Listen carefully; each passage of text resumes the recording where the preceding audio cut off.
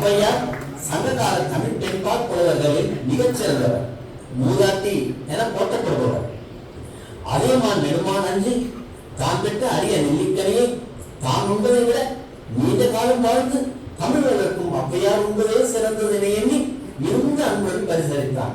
ஔவையார் அதனை உண்டு தான் நீண்ட காலம் வாழ்ந்து தமிழுக்கு தொண்டு செய்ய வேண்டும் என்பதற்காகவே அது உண்டதாக கூறுவார்.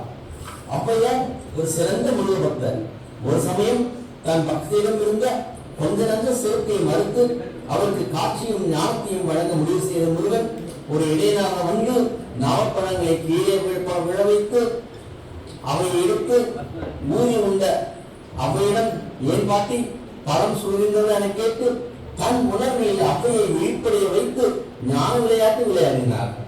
ஔவையார் சங்க இலக்கியங்களிலும் பாடல்கள் எழுதியுள்ளார். புறநானூறு, அகநானூறு, நற்றிணை, குறுந்தொகை ஆகியவற்றில் பாடியுள்ளார். ஔவையார் ஆத்திச்சூடி, ஒன்றை வேந்தன், மூதுரை, நல்வினை போன்ற நீதி நூல்களையும் பாடியுள்ளார். இவர் சங்ககால புலவராகவே அறியப்படுகிறார். ஔவையார் தமிழ் இலக்கியத்தில் அறிவார்ந்த சமூக நீதி உணர்வுமிக்க மூதாட்டியாக மதிக்கப்படுகிறார்.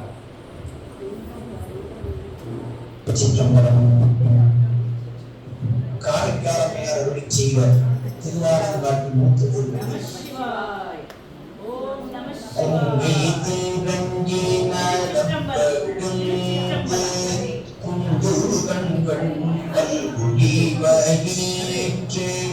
பங்கி சிவந்திது பற்கள் நீண்டு படனுய நீழ்கணி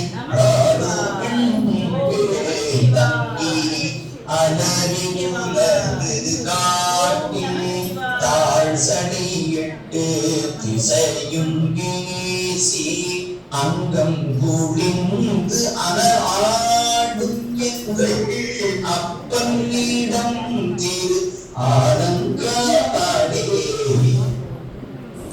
காரைக்கால் அம்மையார். காரைக்கால் அம்மையார் கிபி 5ஆம் நூற்றாண்டில் வாழ்ந்தவர். 63 நாயன்மார்களில் ஒருவரும் மூத்த பெண்காரியாரும் ஆவார். காரைக்காலில் தனகத்தன் தர்மவதி தம்பதியாருக்கு மகளாக பிறந்து புனிதவதி என்ற பெயருடன் காரைக்காலில் உள்ள பரமதத்தன் என்பவரை மணந்தார்.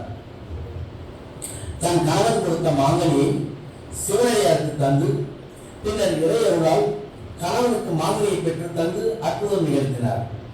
இந்த அற்புதத்தை அறிந்த கணவன் புனிதவதியை தெய்வீக பெண்ணாக எண்ணி பிரிந்து சென்றார். புனிதவதி தன் அழகிய உடலை